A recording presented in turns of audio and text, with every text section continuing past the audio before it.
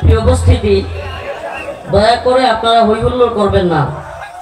অনেক লোক হওয়ার কারণে এবং সংকীর্ণ জায়গা, যদিও জায়গাটা মোটামুটি বড়ই, কিন্তু শিল্প এলাকা হওয়ায় প্রচুর লোক হওয়ায় জায়গা দেওয়া খুবই মুশকিল।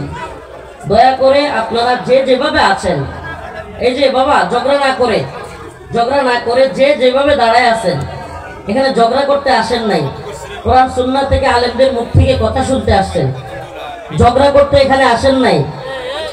আপনাদের উপস্থিতি, আপনাদের জয় উল্লাস কিংবা আপনাদের এই ধ্বনিতে আপনারা যদি মনে করেন আমরা একবারে খুশিতে গদগদ হয়ে যাই, একটু ভুল হবে বিষয়টা।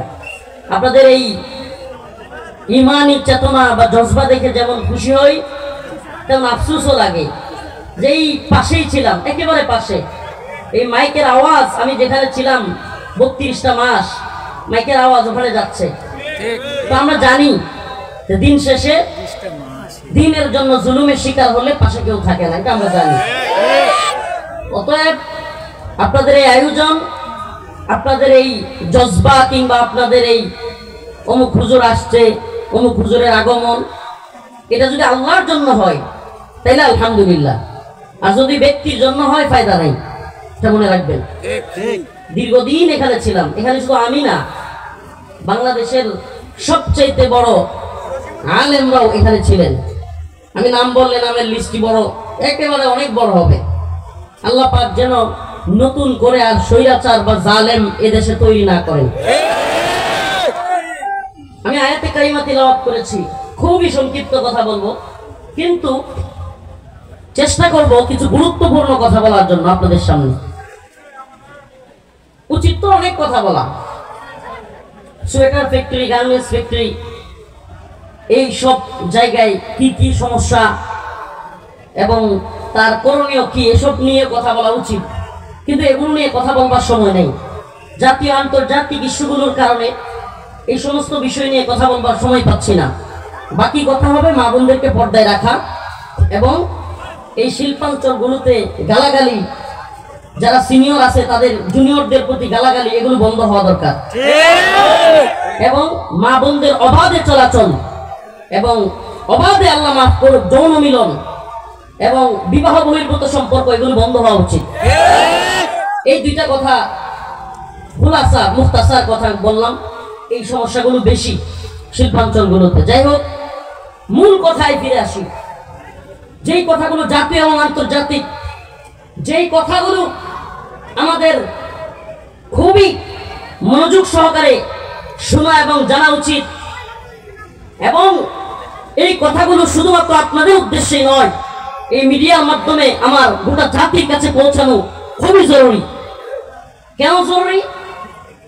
আজকে আমরা তথাকথিত গণতান্ত্রিক সেকুলার দলগুলো তো আছেই, অনেক ইসলামিক দলগুলোর কিংবা এই রাষ্ট্রের দায়িত্বশীলদের অনেকদের মধ্যে আমরা প্রকৃতপক্ষে দেশের প্রতি ভালোবাসা কিংবা ইসলাম এবং ইমানের প্রতি ভালোবাসা খুবই কমই দেখতে পাই।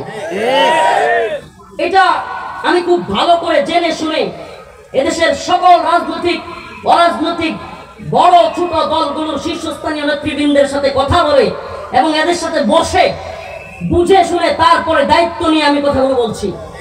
বুঝে শুনে বলতেছি, পকেট আর পেটের দান্দা ছাড়া রাজনীতি করা ব্যক্তিদের বড় অভাব এদেশে। জাতীয় আন্তর্জাতিক ষড়যন্ত্রের ব্যাপারে খুবই উদাসীন এরা এক একজন কিভাবে ক্ষমতায় যাওয়া যায় এটার জন্য উঠে পড়ে লেগে আছে। কিন্তু জাতি কোন জায়গায় সবচাইতে বেশি সজাগ থাকা দরকার, জাতিকে ঐক্যবদ্ধ করা দরকার, সেই জায়গাগুলোতে আজকে ঐক্যবদ্ধ না হয়ে আমরা আজকে ঐক্যহীনতায় ভুগতেছি। আজকে যে যার মতো করে স্বার্থ হাসিলের জন্য এক একজন এক এক দিকে ছুটছি, নিজের স্বার্থ হাসিল হয়ে যাচ্ছে। তো আলহামদুলিল্লাহ মনে করতেছি দেশ স্বাধীন, আমি আমার স্বার্থ হাসিল করতে পারলাম, কিন্তু এই ভূখণ্ডের উপরে সাম্রাজ্যবাদী মার্কিনীদের থাবা অব্যাহত আছে। সাম্রাজ্যবাদী নব্য সাম্রাজ্যবাদী হিন্দুত্ববাদী তাগুতি শক্তির বিভিন্ন ধরনের সাম্রাজ্যবাদীরা আজকে আমার বাংলাদেশে এই হাসিনা পরবর্তী সময়ে একটা দৃষ্টিকে নিক্ষেপ করেছে। এখান থেকে তাদের কি স্বার্থ হাসিল করা যায়? আপনারা অনেকেই খবর নিচ্ছেন কিনা জানি না, পার্বত্য চট্টগ্রামের অবস্থা খুবই ভয়াবহ, এই ভূখণ্ডের অবস্থা খুবই ভয়াবহ। পার্বত্য চট্টগ্রাম আজকে মুসলিম কিংবা বাঙালিদের অবাধে বিচরণের জায়গা খুবই সংকীর্ণ হয়ে আসতেছে। পার্বত্য চট্টগ্রামে আজকে বিভিন্ন ক্ষুদ্রনী গোষ্ঠীর আড়ালে আজকে খ্রিস্টান মিশনারির অবাধে বিচরণ চলতেছে। খ্রিস্টান মিশনারিরা বাংলাদেশের এই ভূখণ্ডকে খ্রিস্টান রাষ্ট্র বানানোর নীল নকশা তৈরি করতেছে। এদিকে একই দিনে পার্বত্য চট্টগ্রামে গোলাগুলি, আবার বাইতুল মুকাররমে স্বৈরাচারের দালাল একজন বুজুর্গ আলেমের সন্তান আজকে এই লোক নিজের খতিবগিরির আশায়, নিজের খতিবগিরির লোভে আজকে বাংলাদেশের সবচাইতে বড় এবং প্রসিদ্ধ জাতীয় মসজিদকে কলঙ্কিত করেছে, আলেমদেরকে কলঙ্কিত করেছে। আমি এই কথাগুলোকে এক সূত্রে আবদ্ধ করার জন্য আপনাদের সামনে কথাগুলো বলতেছি। এক সময়ে পার্বত্য চট্টগ্রামে গোলাগুলি, আবার বাইতুল মুকাররম মসজিদের মধ্যে খতিবগিরি নিয়ে হামলা, এবং একই সময়ে ঠিক ক্ষুদ্রনী গোষ্ঠীর জনগণ বিক্ষুব্ধ হয়ে রাজপথে নেমে আসা। আপনারা এই চক্রান্ত বুঝতেছেন না। হে প্রিয় ভাই, স্লোগান একটু পড়ে কথাগুলো মনোযোগ সহকারে শোনার চেষ্টা করেন। একই সময়ে পার্বত্য চট্টগ্রামে গোলাগুলি, একই সময়ে বাইতুল মুকাররমে খতিবগিরি নিয়ে মারামারি, আবার পার্বত্য চট্টগ্রামের ক্ষুদ্রনী গোষ্ঠী রাস্তায় নেমে আসা, তারা আন্দোলন মুখর হয়ে যাওয়া, এবং তারা শান্তি চায় কিন্তু সেনা মোতায়েন চায় না। আশ্চর্যের বিষয়, শান্তি চায় কিন্তু কি চায় না? সেনা মোতায়েন চায় না। এই ধরনের কথা বলে ওই জায়গাটাকে আমার আপনার ইসলামের ভূমি এই ভূখণ্ড থেকে পৃথক করবার যেই ষড়যন্ত্র চলছে, আজকে আমরা সেই ব্যাপারে খবরই নাই। যেই ব্যাপারে আমাদের দৃষ্টি নিবদ্ধ রাখার কথা ছিল, যেটা আল্লাহ রাব্বুল আলামিন নিজে কোরআনে শত শত বছর আগে জানায় দিয়েছেন, لتجدن أشد الناس عداوة للذين آمنوا اليهود والذين أشركوا لتجدن أشد الناس عداوة للذين آمنوا اليهود والذين أشركوا। আল্লাহ পাক সুস্পষ্ট বলেছেন, তোমরা মানুষদের মধ্যে সবচাইতে বেশি মুসলিমদের, মুমিনদের শত্রু হিসেবে আদাওয়াত, শত্রুতা পাবে। আশাদ্দান নাস আদাওয়াতাল লিল্লাযিনা আমানুল ইয়াহুদ ওয়াল্লাযিনা আশরাকু। এদের এক দলের নাম হলো ইহুদি, আরেক দলের নাম হলো মুশরিক। একটু ধৈর্য সহকারে একটু মিলায়া দেখেন। এবার ফিলিস্তিনে মুসলমানদের উপর ভয়াবহ নির্যাতন করতেছে এই লোকগুলো কারা? ইহুদি। গোটা পৃথিবীতে সবচেয়ে বেশি মুসলিমরা নির্যাতিত দুইটা অংশে, একটা ফিলিস্তিন আর একটা কাশ্মীর। তো বলেন, কাশ্মীরে নির্যাতন করতেছে কারা? মুশরিক। আর ফিলিস্তিনে নির্যাতন করতেছে কারা? ইহুদি। আল্লাহ পাক জানায়া দিচ্ছেন অন্য এক আয়াতে, আল্লাহ পাক রব্বুল আলামিন বলেন, ইয়া আইয়ুহাল্লাযীনা আমানু লা তাত্তাখিযুল ইয়াহুদা ওয়ান নাসারা আউলিয়া বা'দুহুম আউলিয়াউ বা'দ ওয়া মান ইয়াতাওয়াল্লাহুম মিনকুম ফাইন্নাহু মিনহুম ইন্নাল্লাহা লা ইয়াহদিল কওমাজ যালিমিন। আল্লাহ পাক সুস্পষ্ট বলতেছেন, হে মুমিনরা, লা তাত্তাখিযুল ইয়াহুদা ওয়ান নাসারা আউলিয়া, তোমরা ইহুদি খ্রিস্টানদেরকে বন্ধু বানায়ো না। বর্তমান ইসরায়েলকে আল্লাহ পাক সুস্পষ্ট কোরআনের ভাষায় বলতেছেন, বর্তমান ইসরায়েলকে বন্ধু বানায়ো না, আমেরিকাকে বন্ধু বানায়ো না। আল্লাহ পাক আমেরিকাকেও বন্ধু বানানোর কথা নিষেধ করতেছেন। সুস্পষ্ট বলেন, ইহুদি এবং খ্রিস্টানদেরকে বন্ধু বানায়ো না। আর যদি তোমরা মনে করো তোমরা ইসলামিক রাজনীতি করো, আমেরিকা তোমাদের প্রতি খুশি, তোমরা খুব খুশি হয়ে গেছো, আমেরিকা আমাদেরকে দেখতে পারে, তাইলে মনে রাখবা আল্লাহ পাকের ওই আয়াতের ঘোষণা শোনো, ওয়ালান তারদা আনকাল ইয়াহুদ ওয়ালান নাসারা হাত্তা তাত্তাবিআ মিল্লাতাহুম। ওয়ালান তারদা আনকাল ইয়াহুদ ওয়ালান নাসারা, ইহুদি খ্রিস্টানরা কখনোই তোমাদের প্রতি রাজি খুশি হবে না। লান তারদা হাত্তা তাত্তাবিআ মিল্লাতাহুম, যতক্ষণ না তোমরা তাদের দলের মতো হয়ে যাবে। যখন মনে করবে যে হ্যাঁ এরা আমাদের জন্য নিরাপদ, তখনই এরা রাজি খুশি হবে, এর আগে না। প্রিয় ভাই, প্রিয় হাজিরিন, আল্লাহ পাক যেখানে সুস্পষ্ট জানায় দিচ্ছেন ইহুদি খ্রিস্টানরা মুসলমানদের বন্ধু নয়, মুশরিকরা মুসলমানদের বন্ধু নয়। আমাদেরকে কেউ কেউ কূটনীতি শিখাতে আসে, কেউ কেউ পররাষ্ট্রনীতি শিখাতে আসে। আমরা বলি পররাষ্ট্রনীতি আমরা বুঝি, কূটনীতি আমরা বুঝি, কিন্তু কূটনীতির নামে, পররাষ্ট্রনীতির নামে বাংলাদেশে আবার যদি কেউ হিন্দুত্ববাদী, ব্রাহ্মণ্যবাদী, তাগুতি ইন্ডিয়ার বন্ধুত্বের আশা করে ক্ষমতায় আসবার চেষ্টা করে, তবে আমরা তার দাঁত ভেঙে জবাব দিব ইনশাআল্লাহ। হিন্দুত্ববাদী ভারতকে বন্ধু বানায় কেউ ক্ষমতায় আসবার চেষ্টা করবে, আমরা তার অবশ্যই দাঁত ভাঙা জবাব দেব। এই হিন্দুত্ববাদীরা মুসলিমদের বন্ধু হতে পারে না। এই হিন্দুত্ববাদীদের প্রতিরক্ষা মন্ত্রী আজকে হুমকি দেয় যে বাংলাদেশের ব্যাপারে আমাদেরকে, আমরা সেনাবাহিনীকে বলেছি বাংলাদেশের ব্যাপারে সতর্ক অবস্থান রাখার জন্য, যুদ্ধের জন্য প্রস্তুত থাকার জন্য। আপনি কল্পনা করতে পারেন তারা আমাদেরকে হুমকি দেয়, ধমকি দেয়। আপনি দেখবেন যখনই ভারতের কেউ, ভারতের সরকারের দায়িত্বশীল কেউ হুমকি ধমকি দেয়, আপনারা দেখবেন আমাদের দেশের রাজনৈতিক দলের নেতাদের কণ্ঠ একটু পরিবর্তন হয়ে যায়। এটাতে কি প্রমাণ করে? এটাতে এটাই প্রমাণ করে এই রাজনৈতিক দলগুলোর নেতারা ভারতকে মোকাবেলা করার মতো ইমানি হিম্মত রাখে না। মনে রাখবেন এটা মুসলিমদের ভূখণ্ড।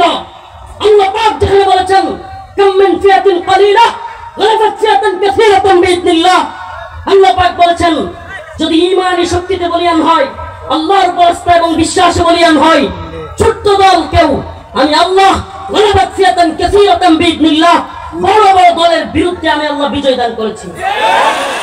আমাদের ভয় কিসের? আমাদের ভয় পাওয়ার কারণ আছে? কথা বলেন, ভয় পাওয়ার কারণ আছে? আমাদের পররাষ্ট্রনীতি, কূটনীতি সব আমরা বুঝি, কিন্তু ইসলাম প্রশ্নে, ঈমান প্রশ্নে, রাসূলুল্লাহ সাল্লাল্লাহু আলাইহি ওয়াসাল্লামের আদর্শের প্রশ্নে আমরা আপোষ করতে রাজি নই। আমরা আবারও বলছি, বাণিজ্যিক সম্পর্ক প্রতিবেশী আছে, উল্টায় ফেলা সম্ভব না। প্রতিবেশী আছে, কি করা সম্ভব না? প্রতিবেশীকে চেঞ্জ করা এত সহজ না। প্রতিবেশী আছে, প্রতিবেশীর সাথে বাণিজ্যিক সম্পর্ক থাকবে, কোনো সমস্যা নাই। আঞ্চলিক ভাবে সম্পর্ক থাকবে, সমস্যা নাই। কিন্তু মনে রাখবেন প্রতিবেশী যেন প্রভু হয়ে না দাঁড়ায়। আমরা আগেও বলেছি ৭১-এ মুক্তিযুদ্ধ হয়েছিল। কেন হয়েছিল? পাকিস্তানিরা, পাকিস্তানি বাহিনী বাংলাদেশের মুসলিমদের উপর কিংবা বাংলাদেশের জনগণের উপর নির্যাতন করেছিল, তাই তো? তো পাকিস্তানিদেরকে এদেশের মানুষ পাকিস্তানের প্রভুত্ব মানে নাই, পাকিস্তানের দেশের মানুষের উপর জুলুম করেছিল মানে নাই।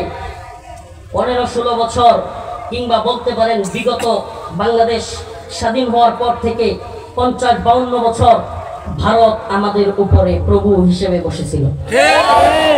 নাউজুবিল্লাহ। যদিও ইমানদারদের প্রভু নয়, এগুলো হলো তথাকথিত ভারতের চাপায়া দেওয়া কিছু পুতুল সরকারের প্রভু। আমাদের প্রভু আল্লাহ। আমাদের প্রভু কে? আমাদের প্রভু আল্লাহ। কিন্তু এদের প্রভু হিসেবে বসেছিল। সুবহানাল্লাহি ওয়া বিহামদিহি। তরুণ যুবকরা জাগ্রত হয়ে ২০২৪ সালের ৫ই আগস্ট হাসিনার পতনের মধ্য দিয়ে জানায় দিয়েছে এদেশ পাকিস্তানের প্রভুত্ব মানে নাই, ভারতের প্রভুত্ব মানবে না।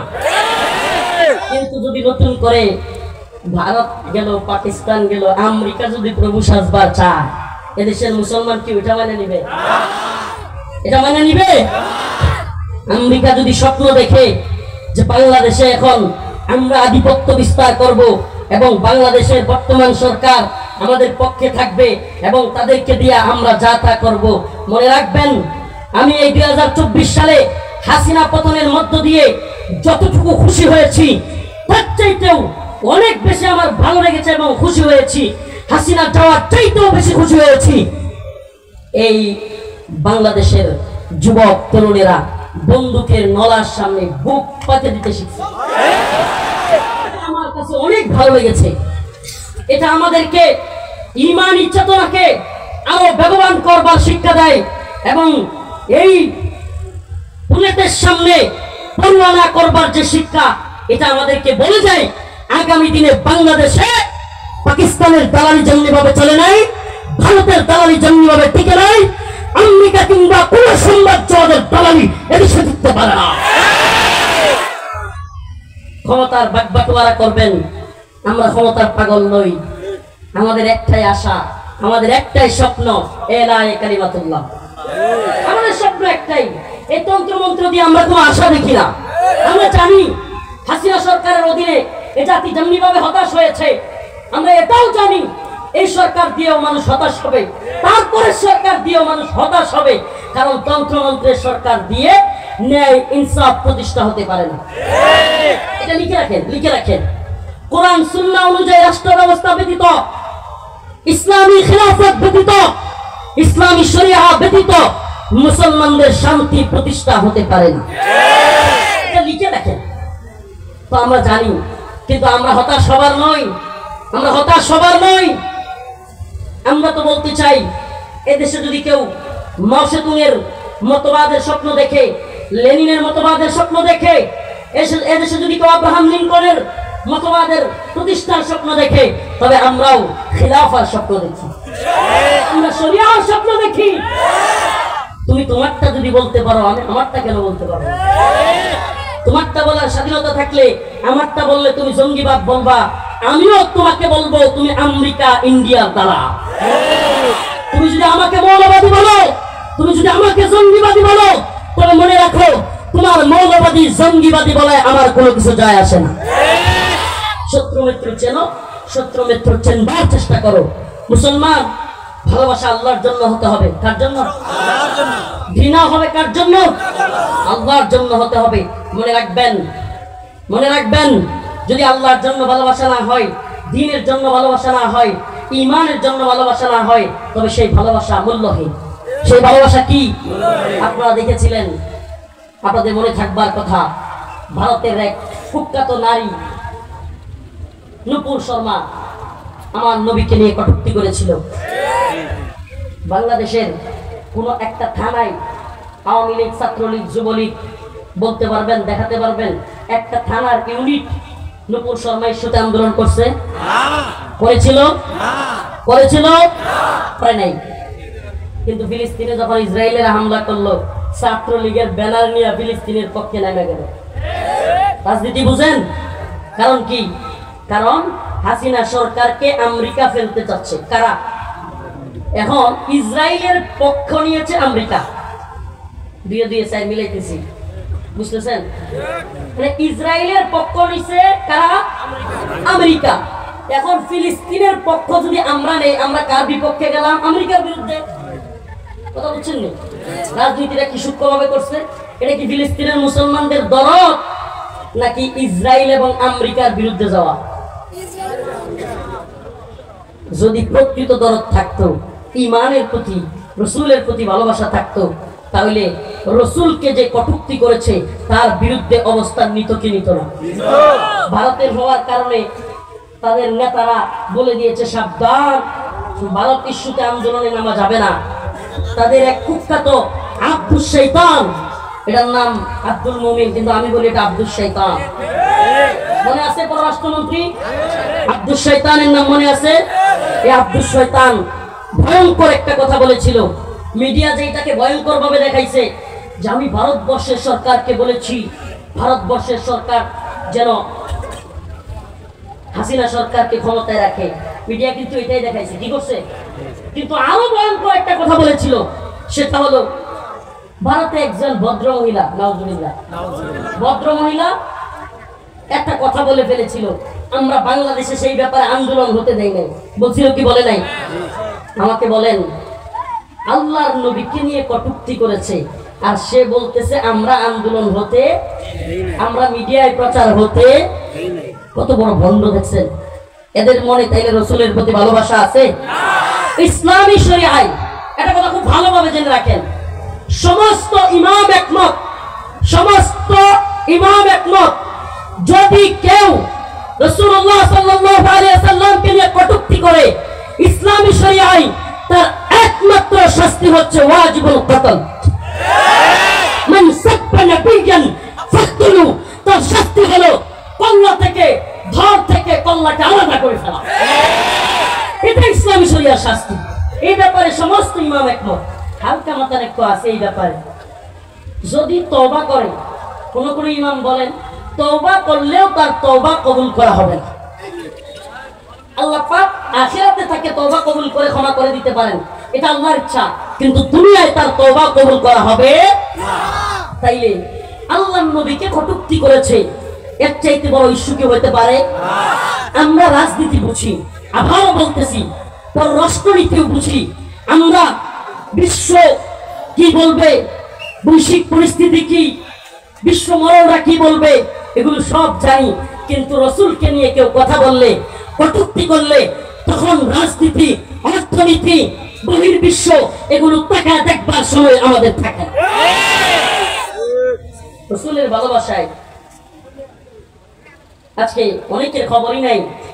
আজকে শাহবাগের নাস্তিকদের পক্ষ নেওয়া সেই নাস্তিক প্রেমী মৌলবী, পকে তার পেটের দান্দাবাজ ফরিদউদ্দিন মাসউদ, এই ব্যক্তিটার পক্ষে লোক পাওয়া যায়, আশ্চর্য লাগে। অথচ ইমানের দাবিতে রাসূলুল্লাহ সাল্লাল্লাহু আলাইহি ওয়াসাল্লামের ভালোবাসায় ব্লগার রাজীব, অভিজিৎ রায়, ফয়সাল আরিফিন দীপন, ওয়াশিকুর রহমান বাবু সহ 13 সালে একের পর এক নবীকে নিয়ে কটূক্তিকারী এই নাস্তিক শায়তানগুলো যখন রসুলকে নিয়ে কটূক্তি করতেছিল, গালি দিতেছিল, আম্মাজানদের চরিত্র হানি করতেছিল, আমার কিছু ভাইরা তাদের বিরুদ্ধে দাঁড়ায় গেল, তাদের বিরুদ্ধে প্রতিবাদ করলো, ফেসবুক অনলাইনে লেখালেখি করলো। আজকে হাসিনা তো চলে গেল, কিন্তু আজও পর্যন্ত আমার সেই শয়তান বিরোধী ভাইগুলো, আমার সেই ইশকে নবীর দাবিতে আশিকে রাসূলগুলো এখনো এখানে বন্দী অবস্থায় বছর তো বছর পড়ে আছে। দেখলাম না একদিন, আজকে আপনি একজন সিনিয়র দলের এত বড় লিডার হয়ে আপনাদেরকে ভালোবাসি, তবুও কথাগুলো বলতে বাধ্য হচ্ছি। আজকে শাহবাগ প্রেমী ওই নাস্তিকদের পক্ষ অবলম্বনকারী এই কুখ্যাত ফরিদউদ্দিন মাসউদের পক্ষ নেন। ফরিদউদ্দিন মাসউদকে বাঁচানোর জন্য তাকে আল্লামা বানায় দিচ্ছেন। এই ব্যক্তিটা আল্লামা সাইদি রাহিমাহুল্লাহর ফাঁসি দাবি করেছিল। এই সেই কুখ্যাত ব্যক্তি মনে আছে আপনাদের? শাহবাগে গিয়া আল্লামা সাইদি রাহিমাহুল্লাহ যেই মানুষটা মাজলুম তার বিরুদ্ধে ফাঁসির দাবি করা, ফরিদউদ্দিন মাসউদের পক্ষ নেন। ফরিদউদ্দিন মাসউদের পক্ষ নিয়া তালই পরিচয় দিয়া থানা ঘেরাও করবেন, তারপরে বলেন যারা ফরিদউদ্দিন মাসউদের বিরুদ্ধে তারা নাকি ইসলাম বিদ্বেষী। নাউজুবিল্লাহ। আর ফরিদউদ্দিন মাসউদ নিজেই তো ইসলাম বিদ্বেষী। যে ব্যক্তি আল্লামা সাইদি রাহিমাহুল্লাহর ফাঁসি দাবি করে, যে ব্যক্তি 1 লক্ষ মুফতির ফতোয়া তৈরি করে জিহাদের বিরুদ্ধে অবস্থান নেয়, এই ব্যক্তি নিজের ঈমান নিয়েই তো দাঁড়াবেন। আর সেই ব্যক্তিকে নিয়ে আজকে এত বড় জজবা দেখান, হুঙ্কার দেখান, অথচ ইশক নবীর দাবিতে আল্লাহ তাসাল্লাহ কোন পীর, কোন মুফতি, কোন শাইখুল হাদিস, কোন বড় বড় আলেম আল্লাহর কাছে জবাব দিতে পারবে না। ইশক নবীর দাবিতে বছরকে বছর কারাবন্দী অবস্থায় আমার ভাই আরাফাত, আমার ভাই সাইমন, আমার ভাই আব্দুস সবুর, আমার ভাই আরিফ সহ আমার ভাই আসাদ, কতগুলো নাম বলবো। কারাগারে যখন ছিলাম বিভিন্ন সময় কোর্টে যেতাম, কোর্টের গাড়িতে ওই প্রিজন ভ্যানের মধ্যে দেখা হইতো আল্লাহ এক একটা যেন জান্নাতি যুবক, এক একটা যেন জান্নাতি যুবক, উম্মার প্রতি তাদের ফিকির, এক একটার 1টা 2টা 3টা করে ফাঁসি লেগে আছে, অথচ এদের মনের ভিতরে উম্মার প্রতি যে দরদ দেখেছি, আলেমদের প্রতি যে ভালোবাসা দেখেছি, দেশ এবং দেশের অবস্থান নিয়ে ওদের ফাঁসি বাদ দিয়া যে চিন্তা দেখেছি, সেই ভাইগুলো কারাগারে পড়ে আছে। কোথায়? একদিন তো আপনাদের ইশকে নবীর দাবিতে হুঙ্কার দেখলাম না। কষ্ট লাগে, আপনাদেরকে ভালোবাসি। আল্লাহ যে যেই পথে কাজ করতেছেন, যে দলেরই হন, আপনাদেরকে ভালোবাসি। আপনারা বুঝেন না, অনেকেই দল করেন, মনে করেন হুজুর এমন হয় এই দলের বিরুদ্ধে। আল্লাহি দলের পক্ষে বিপক্ষে অবস্থান নেওয়া আমাদের জন্য কাজ নয়, আমরা চাই উম্মাহ ঐক্যবদ্ধ হোক, কিন্তু যখন দেখি শাহবাগের কুখ্যাত মৌলবীর পক্ষ নিয়ে থানা ঘেরাও করব, তারপরে বলে যারা তার বিরুদ্ধে যায় ইসলামের বিদ্বেষী, তখন অন্তরে কষ্ট লাগে। আমি চাই এই জরুল কুনাফাইল এই প্রোগ্রাম থেকে আমার আওয়াজ হয়তো কারাগারেও যাচ্ছে, যেখানে দীর্ঘ 32টা মাস কাটিয়ে দিয়েছিলাম, যদি যায় এই আওয়াজ ছড়ায় পড়ুক সবার অন্তরে। ইশকে নবীর দাবিতে আজকে আমাদের ভাইগুলো দীর্ঘদিন যাবৎ বন্দী। বহির্বিশ্বের ধ্বজাধারীরা ভারতের চাপে, বহির্বিশ্বের চাপে আমাদের দেশে যেই সরকারি আসে এই ভাইগুলোর জামিনের ব্যবস্থা করতে চায় না। আমাদের দাবি হলো এই ভাইগুলোকে দ্রুত মুক্তি দাও হোক। আপনারা চান মুসলিম উম্মাহ ইশকে নবীর দাবিতে আওয়াজ তুলো। ইশকে নবীর দাবিতে যারা কারাগারে আছে প্রত্যেকটা মুমিন মর্দ মুজাহিদের জামিন দিতে হবে। আজি আছে তো ইনশাআল্লাহ। প্রতিবাদ হোক করে করে ইশকে নবীর দাবিতে ফয়সাল আরিফিন দীপন হত্যা মামলায় একটা ভাইও কারাগারে থাকতে পারবে না। ব্লগার রাজীব হত্যা মামলায় একটা ভাইও কারাগারে থাকতে পারবে না। এই আওয়াজ আমাদের তুলতে হবে। এই আওয়াজ প্রত্যেকটা মুমিনের ঘরে ঘরে পৌঁছে দিতে হবে। এই আওয়াজ বাংলার ঘরে ঘরে পৌঁছে দিতে হবে। আমরা চাই যে সরকারি আসুক এই ভাইদের দ্রুত মুক্তির ব্যবস্থা করে। প্রিয় হাজিরিন, হিন্দুত্ববাদী চক্র, ইহুদিবাদী চক্র, খ্রিস্টীয় চক্র, সব চক্র মিলে ষড়যন্ত্র চলতেছে। সাবধান, চোখ কান খোলা রাখতে হবে। প্রিয় মুসলিম যুবক, তোমাদেরকে বলি আমরা ফেসবুকে লেখালেখি করি দাওয়া এবং জিহাদের পক্ষে। এজন্য কিছু ভাইরা গণতন্ত্রকামী, এদেরকে আমি অবুঝ দিনী ভাই মনে করি। আমি এদেরকে এরা অনেক সময় দিনের পক্ষে থাকা মর্দে মুজাহিদ কারাগারে রিমান্ডে নির্যাতনের শিকার হওয়া আলেমদের বিরুদ্ধে কলম ধরতে এদের হাত কাঁপে না। এরা মনে করে এই তন্ত্র মন্ত্র দিয়া দিন বিজয়ী হয়ে যাবে, দিন প্রতিষ্ঠা করে ফেলবে। করেন না চেষ্টা তো পৃথিবীর শুরু লগ্ন থেকে আজ পর্যন্ত হলো। 1 ইঞ্চি ভূমিতে কি এই তন্ত্র মন্ত্র দিয়া দিন বিজয় হয়েছে? আরে বুন্দানা, আব্রাহাম লিঙ্কন, জর্জ রসু এরা আপনাদের মতো বুদাই না। এরা গণতন্ত্র প্রতিষ্ঠাই করছে সেকুলার ক্ষমতায় যাওয়ার জন্য। এরা ইসলামিক দল ক্ষমতায় যাওয়ার জন্য গণতন্ত্র প্রতিষ্ঠা করে না। এটা মনে রাখবেন। আজ হোক কাল আপনারা ফিরে আসবেন, আমরা জানি হতাশ হয়ে ফিরে আসবেন। তন্ত্র মন্ত্র দিয়ে হয় না। আরে মিশরে মুরসি ক্ষমতায় আসছিল, 10 দিনও কয়েকদিনও টিকতে পারে নাই, মুরসির কুরসি চলে গেছে। কেন? দিন প্রতিষ্ঠা করার চেষ্টা করলেই এই বহির্বিশ্ব নামদারি ভণ্ডরা আপনাকে বাধা দিবেই। আপনি তন্ত্রমন্ত্র দিয়ে দিন বিজয়ী করতে পারবেন না, এ সম্ভব না। দাওয়া এবং জিহাদের মাধ্যমে আফগান বিজয় হয়েছে কি হয় নাই? সোভিয়েত রাশিয়া কি পাওয়ারফুল। এক সময় বলা হয়তো সোভিয়েতের সূর্য অস্ত যায়, কি যায় না, এত বিশাল ছিল সোভিয়েত।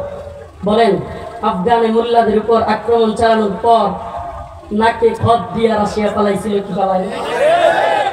নাকে খত দিয়া পালাইতে হয়েছে। সুবহানাল্লাহ। শুধু তাই না, নেটো যখন আসলো, আরে Britain, America, France, Germany, Netherland, Italy সব রাষ্ট্রকে নিয়ে 48টা রাষ্ট্র নিয়ে নেটো গঠন কইরা আফগানে আসলো। সুবহানাল্লাহ। মোল্লাদেরকে হারাইতে তো পারেই নাই, উল্টা নাকে খত দিয়া 2021 সালের আগস্টে 15 আগস্ট বিদায় নিছে। মনে আছে? পথ এটাই ভাই, পথ এটাই। আল্লাহ রসুলের পথ, কোরআন সুন্নাহর পথ, দাওয়া এবং জিহাদের পথ। কে জঙ্গি বললো, মৌলবাদী বললো? আরে ভাই, নেতানিয়াহু ভুটের ভাষা বুঝে না। এই মোদি ভুটের ভাষা, সিলের ভাষা বুঝে না, এরা বুঝে তরবারির ভাষা। এই নেতানিয়াহু, এই হিন্দুত্ববাদী তাগুতি মোদি সরকার, এই সমস্ত জালেমদেরকে থামাতে হলে অবশ্যই আমাদেরকে অস্ত্রের ভাষায় বুঝতে হবে। আমি তো বলি দায়িত্বশীলদেরকে, যুবকদেরকে বলি, প্রস্তুতি নাও, প্রস্তুতি নাও। আমরা ফেসবুকে কেন বলি? ফেসবুক একটা বিরাট বড় প্ল্যাটফর্ম। যারা আমাদেরকে ফেসবুকের মুজাহিদ বলো, তাদেরকে বলি ভাই তুই বুকার স্বর্গে বাস করো। জালেমরা হঠাৎ করে আন্দোলন চাঙ্গা হইলেই ফেসবুক বন্ধ করে দিত না। কেন ফেসবুক বন্ধ করে দেয়? কেন ফেসবুক বন্ধ করে দেয়? কারণ ফেসবুক একটা বিরাট বড় প্ল্যাটফর্ম। এখানে আন্দোলন চাঙ্গা হলেই অফলাইনেও রাজপথেও আন্দোলন কি হয়ে যায়? চাঙ্গা হয়ে যায়। তুমি আমাকে ফেসবুকের মুজাহিদ বলো, মনে রাখবা ফেসবুক একটা বিরাট বড় দাওয়াতি প্ল্যাটফর্ম। ফেসবুকে তুমি গণতন্ত্রের কথা বলো, আমি জিহাদের কথা বললে তোমার গায়ে জ্বলে কেন? তুমি কি জিহাদ পছন্দ করো? তাহলে তো তুমি কোরআনকে পছন্দ করো। কোরআনের সাথে সাথে আয়াত জিহাদের। আমরা ফেসবুকেও দাওয়াত এবং জিহাদের দাওয়াত দিয়ে যাব। কেন? কারণ হিন্দুত্ববাদী ভারত অস্ত্র নিয়ে বসে আছে। আমরা ভোটের সিল দিয়ে ওদেরকে হারাতে পারবো না। যদি প্রয়োজন হয় বাংলার যুবকদেরকে নিয়ে অস্ত্র নিয়ে ভারতের বিরুদ্ধে নেমে যেতে হবে ইনশাআল্লাহ। কাজে আসো তো ইনশাআল্লাহ। সে মধ্যে মুজাহিদ মুসলিম যুবকদের পেটে বুড়ি থাকবে না। হে মুসলমান, অস্ত্রের ট্রেনিং দিতে না পারো, শারীরিক ট্রেনিং দেওয়া শুরু করো। ওপেন বলে যাচ্ছি, ওপেন। এজন্য কি হবে পরোয়া করি না। এই হিন্দুত্ববাদী তাগুতি ব্রাহ্মণ্যবাদীদের বিরুদ্ধে মুসলিমদের একটা হাজওয়া হবে, জিহাদ হবে। এটা আমার মুখের কথা নয়, রাসূলের বাণী। ইসাবাতান মিন উম্মতি আখরাজাহুমুল্লাহু মিনান নার ইসাবাতুন তাখজুল হিন্দা ওয়া ইসাবাতু মার ঈসা ইবনে মারইয়াম। রাসূল বলে গিয়েছেন, হিন্দুত্ববাদী ব্রাহ্মণ্যবাদী তাগুতি শক্তির বিরুদ্ধে মুসলিমদের একটা যুদ্ধ হবে। গজওয়াতুল হিন্দ আসন্ন। হও মুসলিম যুবক, তৈরি হও। রাসূল বলে গিয়েছেন, সেই যুদ্ধে হিন্দুত্ববাদীরা পরাজিত হবে। শুধু পরাজিতই হবে না, মুসলিম যুবকরা হিন্দুত্ববাদী নেতাদের কল্লা ধরে ধরে টেনে হিচড়ে বাইতুল মাকদিসের দিকে নিয়ে যাবে ইনশাআল্লাহ। তৈরি আছো তো ইনশাআল্লাহ? আমরা সেই দাওয়াত এবং জিহাদের পক্ষে কাজ করি। আমি তো বলি যুবকদের এখন থেকে ট্রেনিং দেওয়া দরকার। ওরা আমাদেরকে ভয় দেখাবে, আমরাও তৈরি থাকবো, ইমানি বলে বলিয়ান হব। আবারও বলি যে জাতি বুলেটের সামনে দাঁড়াতে শিখে গেছে, সেই জাতিকে ভয় দেখায় আল্লাহ নেই। আল্লাহ পাক আমাদের সবাইকে কোরআন সুন্নাহ অনুযায়ী দাওয়াত এবং জিহাদের পথে পরিচালিত করুন। সবাই বলেন আমিন। এরপরে আরো আলোচক রয়েছেন বাংলাদেশের একজন বিখ্যাত কারি, আমার খুব ভালো লাগে যার তিলাওয়াত, প্রিয় আসাদ ভাই আছেন প্রিয় কারি সাইদুল ইসলাম আসাদ ভাইয়ের কথা শুনে, তিলাওয়াত শুনে তারপরে যাবেন ইনশাআল্লাহ। যে কয়েকটা কথা বললাম, এই জাতির বিরুদ্ধে ষড়যন্ত্র হচ্ছে, এই ষড়যন্ত্রের বিরুদ্ধে আমাদেরকে ঐক্যবদ্ধ থাকতে হবে। আমরা আমাদের 1 ইঞ্চি ভূখণ্ড ছেড়ে দিব না। মুসলিমদের ভূখণ্ড রক্ষা করা এটা মুসলিমদের জন্য ফরজে আইন। এই ফরজে আইনে আমরা সবাই শরীক হব। আল্লাহ পাক আমাদের সবাইকে দ্বীনের পথে দাওয়া এবং জিহাদের পথে পরিচালিত করুন। নাসরুম মিনাল্লাহ ওয়া ফাতহুন করিব। আসসালামু আলাইকুম।